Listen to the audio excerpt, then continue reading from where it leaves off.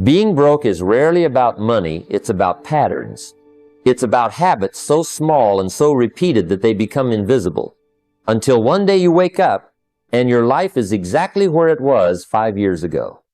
Being broke is not the same as being poor.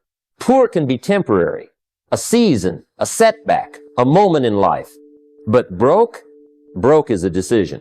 Broke is what happens when you accept just enough as your destiny. And here's the part no one likes to admit. Scarcity is comfortable. Oh yes, it's painful, but it's familiar. It doesn't challenge you. It doesn't demand you grow. Scarcity keeps you safe from risk, but it also keeps you locked away from opportunity. So today, I want you to decide. No more excuses, no more delays, no more someday. Because there is no someday, there's only now. And the person you become in the next 12 months will decide if you're still explaining why you're broke or if you're explaining how you broke free. Let me tell you something I've learned the hard way, and perhaps you've seen it too. Your income will rarely, if ever, outrun your philosophy. If your thinking stays the same, your bank account will stay the same, no matter how hard you work or how many hours you put in. You see, money doesn't start in your wallet, it starts in your head. Before the dollars come in, the ideas have to change. And if you're broke today, it might not just be because of the economy or your job or where you live. It might be because somewhere along the way, you accepted broke standards. And here's the truth. What you tolerate will eventually become your reality. When I first got started in life, I didn't have much, no wealth, no influence, no impressive resume. But worse than all that, I had a broke philosophy. I thought small, I expected little, and I excused too much. My standard for earning was as long as I'm getting by. My standard for saving was I'll save when I have more. And my standard for investing was non-existent. I didn't think investing was for people like me. That philosophy had me trapped, not because I wasn't working, but because I was working under the wrong mental rules. Here's what I realized. If you don't raise your standards, you'll keep accepting whatever life hands you. If you think earning $2,000 a month is enough, you'll design your habits, your energy, and your skills to match that. If you think saving $50 a month is doing fine, you'll never stretch to save more. If you think investing is risky, but spending on things you can't afford is normal, your wealth will never grow. The truth is, your standards act like the thermostat for your financial life. If you set it low, you'll live in financial winter forever. But if you raise it, even if it feels uncomfortable at first, your actions will eventually heat up to meet that standard. Changing this doesn't start with getting a better job or starting a business. Those come after. It starts with deciding, I will not live at broke standards anymore. I remember one of my early mentors asking me, what's your bare minimum for living? I gave him a number that sounded reasonable for my lifestyle at the time. He shook his head and said, there's your problem. Your minimum is too low. You've set your life to survive instead of to thrive.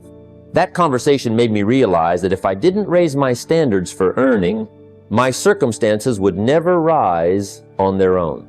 So, how do you do this in practice? First, take a hard look at what you tolerate. Do you tolerate living paycheck to paycheck? Do you tolerate not knowing exactly where your money is going each month? Do you tolerate having nothing set aside for the future? Those aren't just circumstances, they're choices reinforced by the standards you've accepted. When you decide that you will never again be okay with those conditions, your behavior starts to shift. You look for ways to increase your value in the marketplace, you stop wasting money on things that don't matter, and you begin to think like a person who builds wealth instead of just hoping for it. Second, you must raise your standard for learning. If your philosophy is outdated, you need new ideas. And those ideas come from books, mentors, courses, and experience. I made a decision early on that I'd never let a month go by without learning something new about money, business, or investing. The more I learned, the more I could see opportunities that had always been around me, but that I was blind to before. It's like buying a new car. You suddenly start seeing that model everywhere, not because they magically appeared, but because your awareness changed. Third, raise your standard for action. Ideas without execution are just entertainment.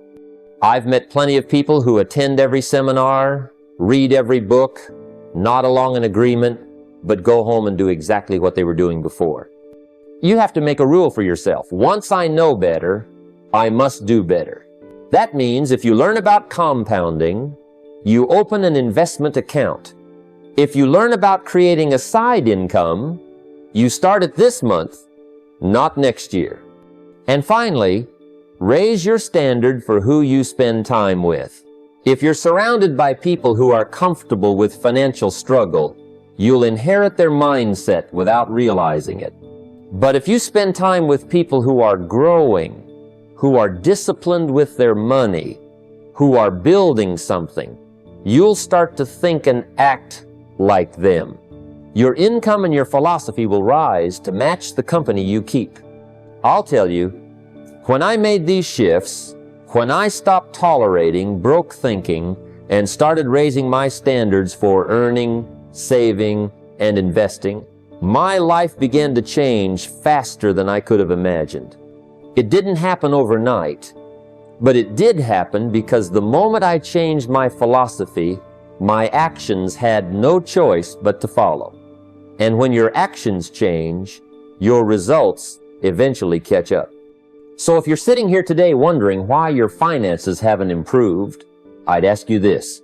Have your standards improved? Have your expectations for yourself risen? Or are you still tolerating what you swore years ago you would never accept? Because here's the bottom line. Life will pay you exactly what you demand of it, no more and no less. Raise the demand, and you'll raise the supply. Decide today to stop living by broke standards and start living by wealth standards, and everything else will follow. Because until your philosophy changes, your money never will. I learned a long time ago that there's a difference between working to make a living and working to build a life. And one of the most dangerous traps you can fall into is trading all of your time for someone else's vision, thinking that's the only way. Don't misunderstand me. There's nothing wrong with having a job. In fact, a job can be one of the greatest blessings in your early years. It can teach you discipline, consistency, and the value of showing up. It can fund your survival, and if you use it wisely, it can even fund your dreams. But the key word is fund. A job should never be the dream. See, too many people spend 40 years building someone else's house while their own sits unfinished. They pour their creativity, their energy, their time, life's most precious currency, into a vision that isn't theirs.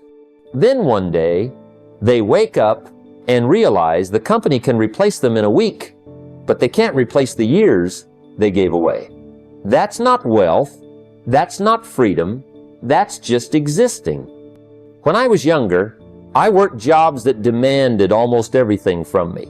I gave them my best hours, my best focus, my best energy, and at the end of the week, I was paid just enough to come back the next week and do it all over again. The paycheck was predictable, yes, but so was the ceiling. And here's the truth.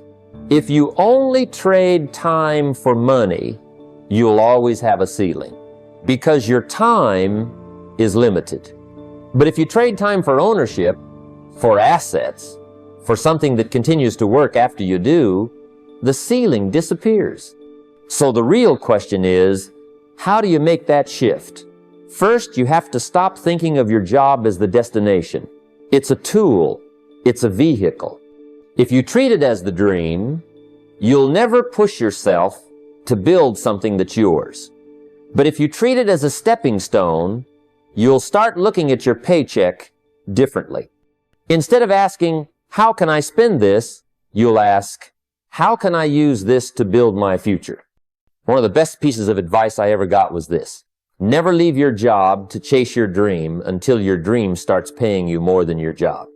But also, never let your job stop you from building it in the first place. The hours you work for someone else pay the bills. The hours you work for yourself build the life. You have to carve out time, even if it's early mornings, late nights, or weekends, to work on something that belongs to you. It might be a side business, an investment portfolio, a skill that will put you in demand, or a product that can sell without your presence. Here's another thing. You need to study ownership. Not just the theory of it, but the mechanics. How does money actually work when you're not trading time for it? How do you set up a system where your effort today pays you next month, next year, even a decade from now? This is why I became obsessed with assets. Things that put money in your pocket, whether you get out of bed or not. Real estate, investments, intellectual property, businesses. These are the engines that create wealth. And the beauty is, you can start building them while you still have a job funding your life. I remember working alongside a man who had been at the same company for 32 years. He was loyal, hardworking, the kind of person any employer would want. One day, the company merged, and they let him go with a severance that barely covered 6 months of expenses. 32 years of giving them his prime years, and in the end, they moved on without him. That day cemented something in my mind. You can't build your security on someone else's foundation. You must lay your own bricks. Now, I'm not telling you to quit your job tomorrow. In fact, for most people, that's the worst thing they could do. I'm saying use your job wisely. Let it be your investor, your silent partner, the one funding your bigger vision. But keep your eyes open and your hands busy building what's yours on the side. Because if all you ever do is work for someone else's vision, the day will come when you realize your dreams have been sitting in storage while you've been busy decorating theirs. So ask yourself, what can you start building today that you will own tomorrow? What skills can you develop now that will put you in control of your time and your income? What assets can you acquire that will keep paying you whether you clock in or not? Answer those questions, and you'll begin to see your job for what it truly is. A stepping stone, not the summit. Because at the end of the day, the goal isn't just to make a living. The goal is to create a life that doesn't depend on someone else's permission. Your job can help you get there, but ownership will keep you there. I want you to imagine for a moment what it really means to be fed. Now, I'm not talking about just getting by, scraping through the days. I mean truly nourished, financially nourished, so that your money works for you, not the other way around. This idea is simple, yet it's one of the most overlooked secrets to lasting wealth. Assets feed you, liabilities bleed you dry. It's a truth so clear that once you see it, it changes everything. Many people spend their whole lives buying things that actually cost them money. They accumulate liabilities, those expenses that drain your bank account each month. Think about the cars with monthly payments, the expensive gadgets that lose value the moment you buy them, the luxury memberships or credit cards with high fees. These aren't assets, they're financial leeches. They might give you momentary pleasure, but in the long run, they pull money away from your future. On the other hand, assets are those things that put money into your pocket month after month. It could be rental properties, dividend-paying stocks, royalties from a book or invention, or a business that runs without your constant presence. These assets become your silent workers. While you sleep, they keep feeding you. And that, my friend, is the foundation of financial freedom. I learned early on that no matter how much you earn, if your liabilities grow faster than your assets, you're sinking. I remember a young man who was making a good salary, driving the latest car, wearing expensive clothes, and living in a fancy apartment. On paper, he looked successful. But every month, he was broke because all his income was tied up in bills and payments that didn't create more money. Contrast that with someone living modestly, who saved diligently and invested in income-producing assets. Over time, that person built a financial fortress while the other remained trapped in a cycle of scarcity. So how do you break free from this? It starts with changing your mindset and your habits. Before you spend on the next must-have item, pause and ask yourself, will this cost me money or make me money? If it costs money, can I delay this purchase until I've built more assets? If it makes money, how can I increase that investment? Make a habit of investing before spending, of feeding your future before feeding your momentary desires. Upgrading your lifestyle before upgrading your asset base is a guaranteed way to stay stuck. Many people chase bigger houses, newer cars, and more extravagant vacations before their assets can support them. This only puts you deeper in debt or financial stress. Instead, live below your means and invest the difference. When your assets grow, your lifestyle upgrades itself naturally and sustainably. Think about the people who never seem to worry about money. It's not because they make more, it's because their assets feed them. Their money flows in steadily, and their liabilities are minimal. They have control. That control is the product of discipline, patience, and smart choices. Begin today by identifying your liabilities and cutting the ones that aren't essential or don't bring you true value. Redirect that money toward building or acquiring assets. It might be as small as starting a dividend reinvestment plan, opening a savings account for a down payment, or even educating yourself on investing strategies. The size of the step doesn't matter as much as the direction. Remember, your goal isn't to be rich in things that lose value or cost you monthly. It's to be rich in things that build value and feed you month after month. When you shift your focus from liabilities to assets, from spending to investing, you take control of your financial future and set yourself on the path to true wealth. Make assets your allies, not your afterthoughts. That's where real freedom begins. Let me share with you a truth that's as old as time, but just as powerful today as it ever was. Your brain is your most profitable asset. No one can take away what you learn, and every new skill you acquire has the potential to open the door to new income streams. It's not just about working harder, but working smarter. Wealth is not just a matter of dollars and cents. It begins in the mind. Many people look at their paycheck and say, "This is what I earn," as if that were all they're capable of. But the reality is, your income is directly tied to the value you bring to the marketplace. The more skills, knowledge, and expertise you have, the higher your value becomes, and the more you can command financially. This is why learning isn't just a nice to have, it's a must have. When I started, I had very little, no fancy degrees, no big connections. What I did have was a hunger to learn. I invested in books, mentors, seminars, and I absorbed everything I could. Over time, these skills and insights multiplied my opportunities. One skill led to another, and before I knew it, I wasn't just earning a wage, I was building multiple income streams. Success leaves clues. That means you don't have to reinvent the wheel. Study those who have achieved the results you want.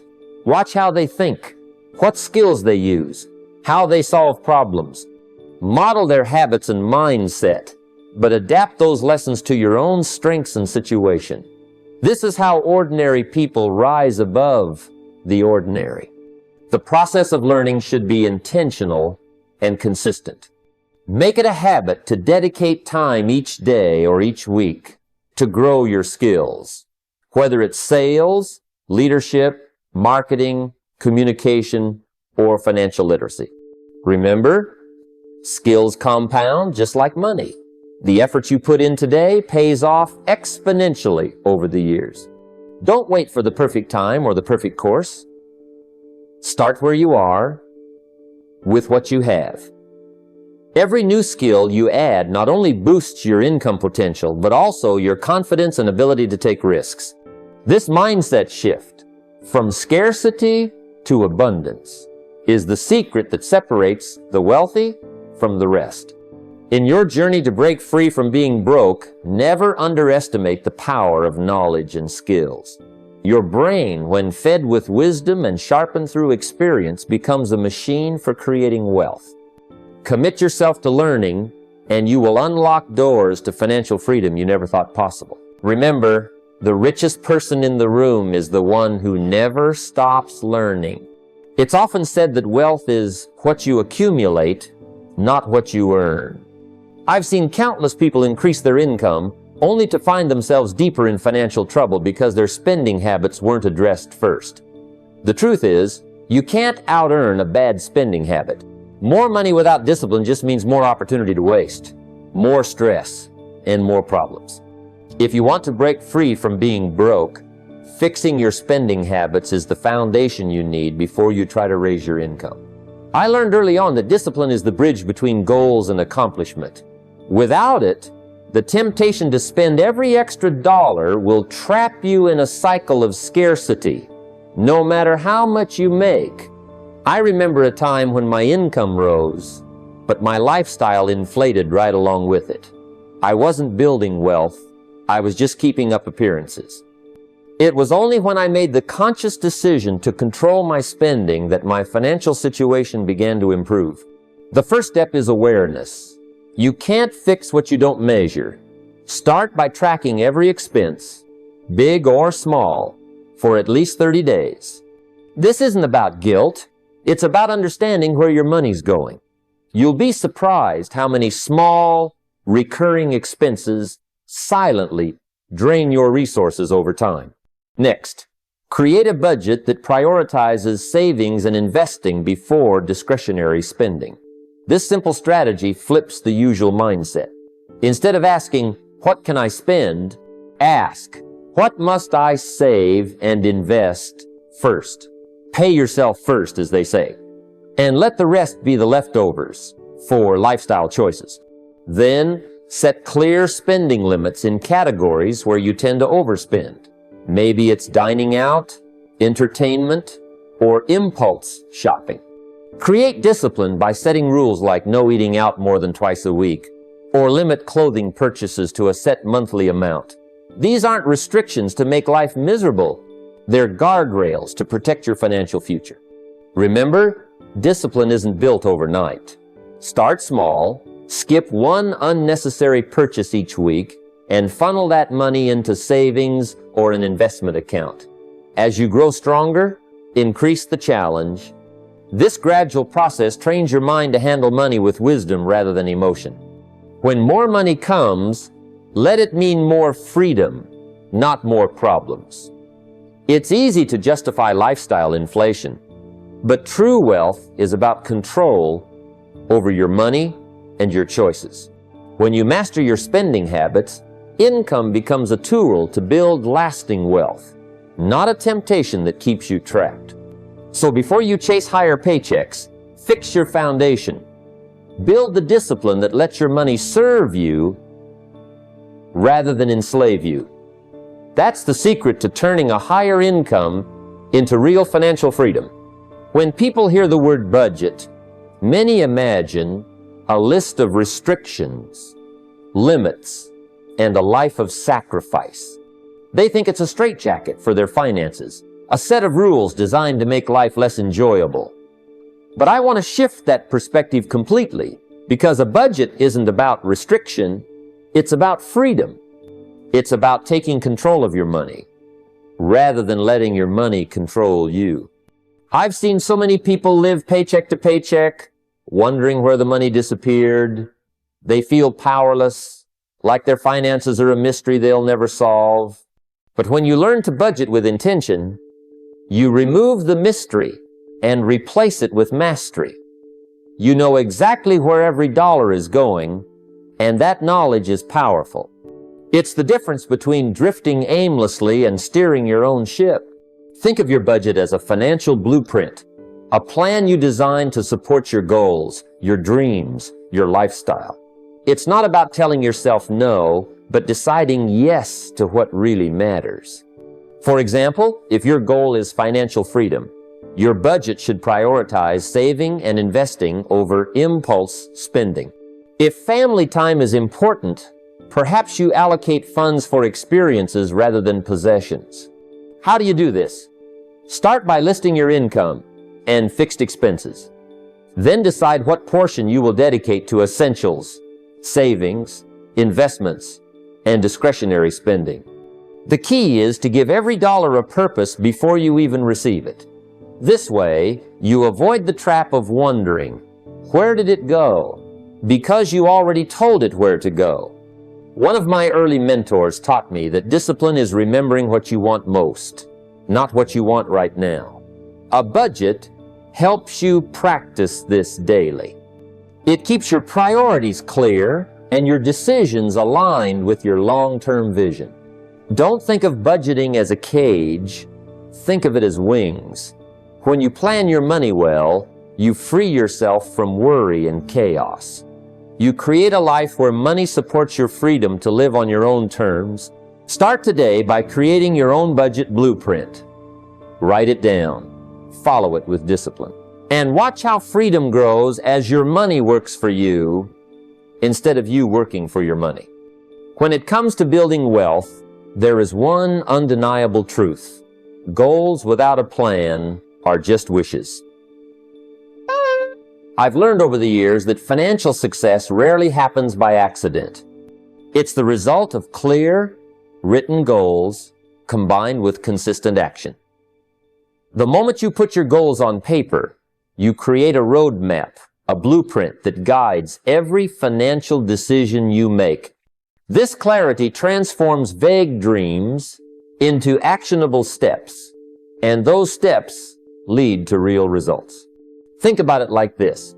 If you set out to travel from one city to another without a map, you might get there eventually, but you're likely to take wrong turns, waste time, and burn extra fuel.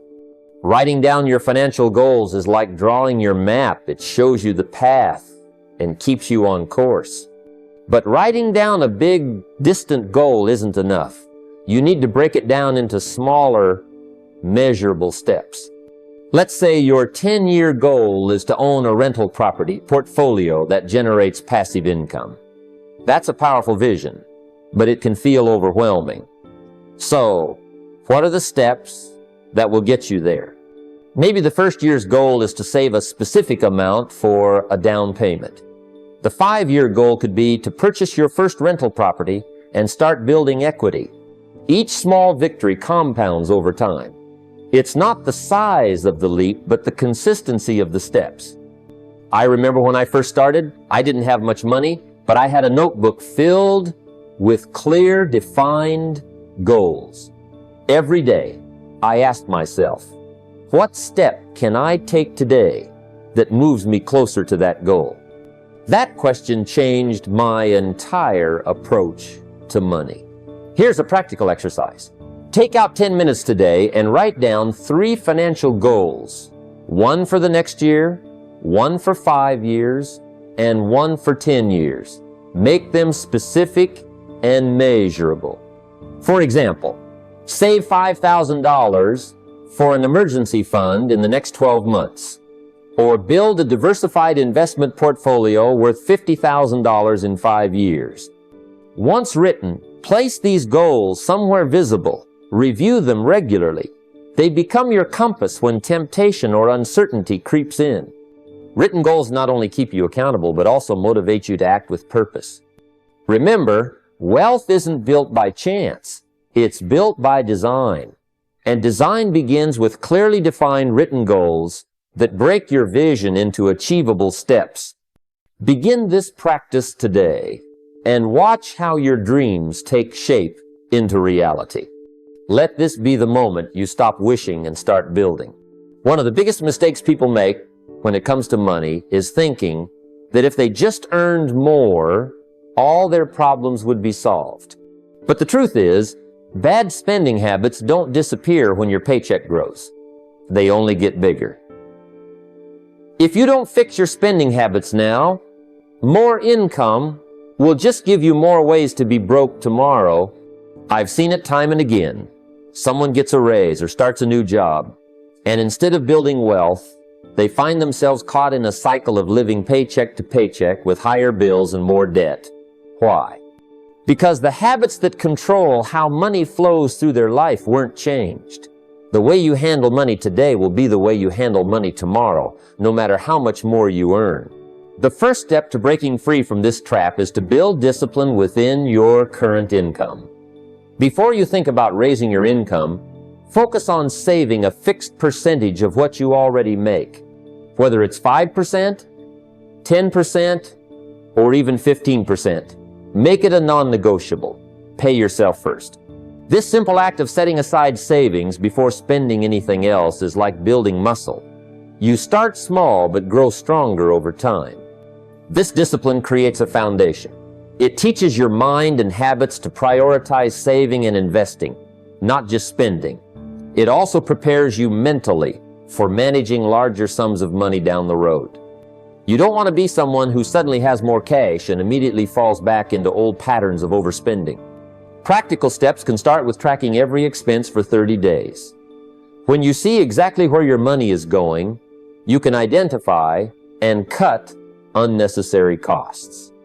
Then, decide on a savings percentage that you commit to without fail, even if it feels small. Automate this saving so it happens without your conscious effort. This creates a habit, and habits are the architecture of success. I've personally practiced this myself. Before I had more money coming in, I made saving a priority. It wasn't always easy, but that habit of discipline prepared me for bigger financial responsibilities and opportunities. Without it, earning more would have only meant spending more.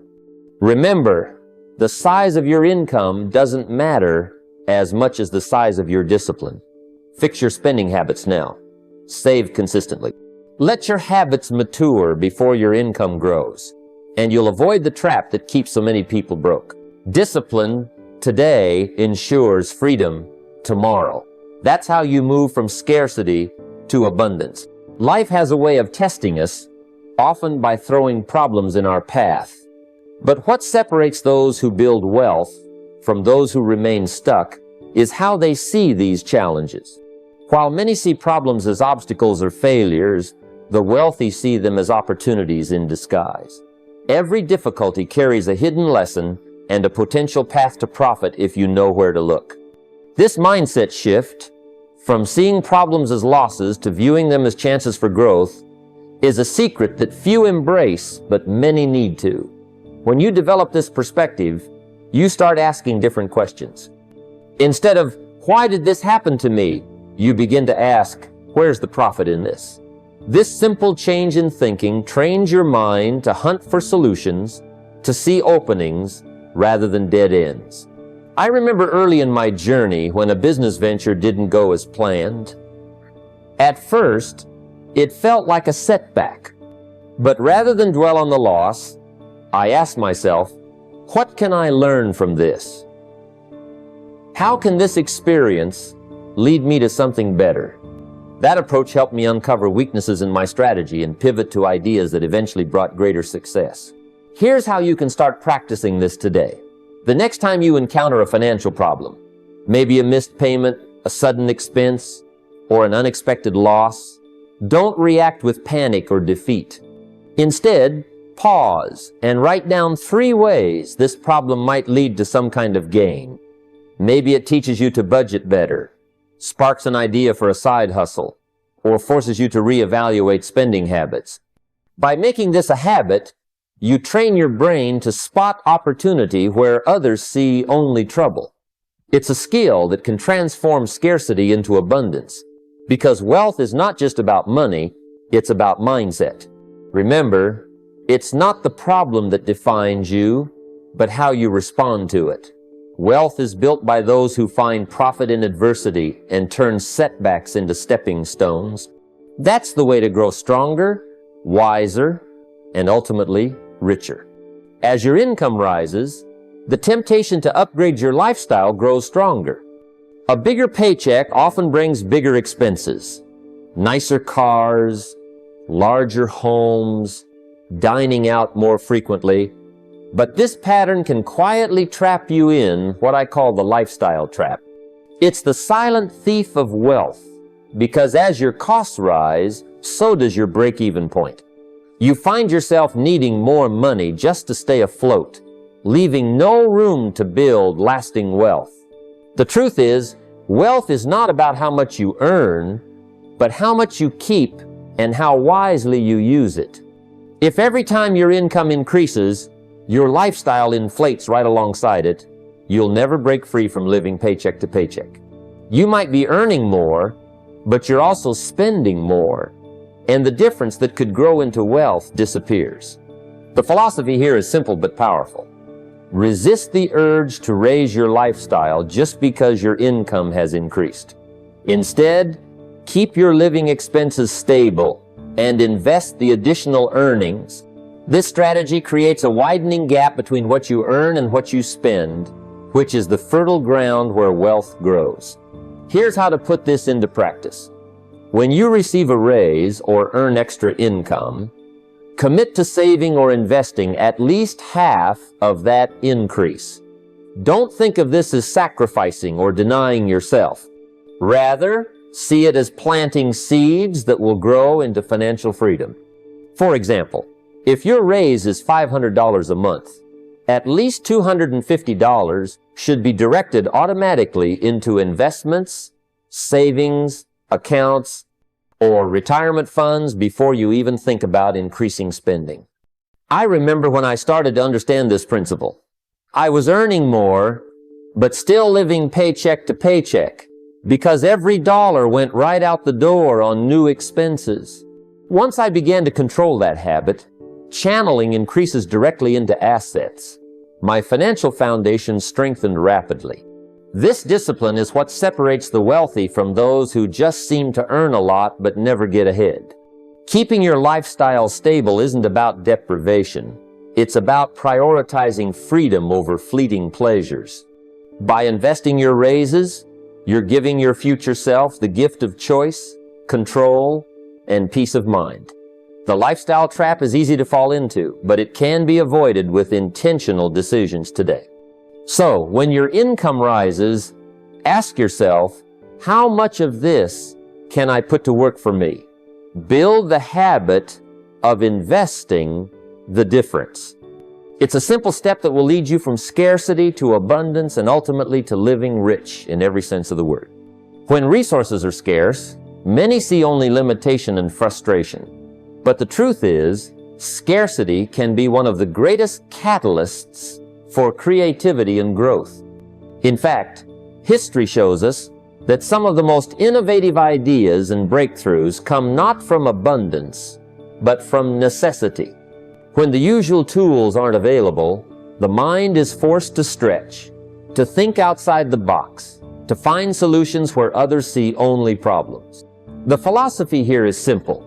Scarcity is not a curse, but a challenge, a call to sharpen your resourcefulness. When you learn to embrace scarcity instead of resisting it, you unlock a powerful mindset that turns obstacles into opportunities. Instead of waiting for ideal conditions, you get moving with what you have, adapting and innovating along the way. Practically speaking, this means changing how you view constraints. Next time you face a limited budget or fewer resources than you want, don't see it as a setback. See it as an invitation to be creative. For example, if you're launching a project or starting a business, try working with half the budget you initially believe you need. This forces you to find cost-effective solutions, negotiate better deals, and eliminate unnecessary expenses. Maybe you find a cheaper supplier, barter services, or tap into your network for support. The possibilities multiply when you refuse to be limited by scarcity. I remember early in my career, I often had to work with very little, barely enough to cover essentials. Yet, it was during those times that I developed my strongest skills in negotiation, problem solving, and resilience. I learned how to stretch a dollar, how to barter my skills for what I needed, and how to think in terms of value rather than cost. These lessons became foundational to my later success. Scarcity forces clarity. It helps you focus on what truly matters and discard the noise. You learn to prioritize, innovate, and execute with discipline. These habits aren't just useful when money is tight. They become your competitive advantage even when resources grow. So, don't fear scarcity. Invite it to fuel your creativity. Take on a project with less. Experiment with constraints, and watch how your mind adapts. The habit of turning scarcity into opportunity will build your confidence in your wealth far more than waiting for perfect conditions ever could. Inflation is one of those silent enemies that quietly erodes your purchasing power over time. It doesn't just raise prices, it eats away at the value of any money that sits idle. If your savings are just sitting in a low-interest account, you are losing ground every day without even realizing it. The philosophy here is clear. Inflation punishes inactivity. Money left asleep loses its strength, and that's why it's crucial to put your dollars to work in ways that outpace inflation. The strategy to guard against inflation is to invest in assets that not only preserve your capital, but also appreciate faster than the rising cost of living. Real estate, stocks, commodities, and certain types of bonds have historically outperformed inflation. These aren't just random investments. They are tools that help you keep pace with economic realities while growing your wealth. Practically speaking, this means you should aim to allocate at least 30% of your investment portfolio into inflation-resistant assets. This mix varies depending on your risk tolerance and time horizon, but the principle remains the same. Don't let your money sit idle. For example, real estate investments can generate rental income and appreciate over time, creating a double benefit. Similarly, dividend-paying stocks can provide income and potential growth. I've seen many people lose wealth simply because they kept their money in cash or low-yield accounts, thinking they were being safe. But safety in this sense is an illusion. If your money doesn't grow, inflation will quietly reduce what it can buy. The lesson here is to be proactive and intentional. Understand where inflation is heading and plan accordingly. Another practical step is to educate yourself about economic trends and how different asset classes react to inflationary pressures. Not every investment is equally protective, so diversify thoughtfully. And remember, guarding against inflation isn't just about chasing returns. It's about preserving the purchasing power of your hard-earned money. So, if you want to keep your wealth intact and growing, you must treat inflation like the financial challenge it is. Don't wait for inflation to eat away your savings. Move your money into vehicles that grow faster than prices rise and watch how your financial future strengthens over time. This is how you stay ahead in the game and ensure that your money serves you, not the other way around. Time is the one currency that no one can ever replace. You can lose money and earn it back, but once time slips away, it's gone forever. That's why valuing time more than money is one of the most important shifts you can make on your path to financial freedom. It's a matter of understanding that your time is your most precious resource, and how you invest it determines the quality of your life and your financial success. The philosophy here is simple but profound. Money lost can be regained, but time lost is irretrievable. The richest person in the world cannot buy more hours in the day. That means you must become intentional about where and how you spend your time. Time wasted on low-value activities is time stolen from your wealth-building journey. The strategy to value your time more than money involves focusing your energy on high-value activities those tasks that generate the greatest financial return or personal growth. This means identifying what truly moves the needle in your business or career and prioritizing those tasks above all else. Practically, start by identifying your top 3 income-producing tasks, the activities that bring the most significant results. This might be closing sales, developing a product, networking with key contacts, or improving your skills. Once you know these, allocate at least 80% of your work time to them. Delegate or eliminate less important tasks that do not contribute significantly to your progress. In my own experience, early in my career, I tried to do everything myself, from answering calls to bookkeeping to marketing. I was busy, but not necessarily productive. When I learned to identify the few critical activities that directly impacted my income and focused on them, my results multiplied. The other tasks either had to be outsourced or scheduled for later. One practical way to do this is by using time blocking. Schedule your day so that your prime hours are reserved for your top 3 tasks. Avoid distractions during these periods. Say no to meetings or activities that don't serve your financial goals. Also, consider how you spend your non-work time. Investing in personal development, rest, and relationships fuels your energy and creativity, enabling you to perform better in your income-producing activities. Remember, wealth is not just about money, it's about freedom. And freedom comes from mastering your time. The better you get at protecting and valuing your time, the more control you have over your life and finances. So start today, identify your highest value activities, and give them your time like your future depends on it, because it does. Time is your most precious asset. Guard it fiercely and invest it wisely. As we come to the close of this journey together, remember this: building wealth is not a matter of luck or quick fixes.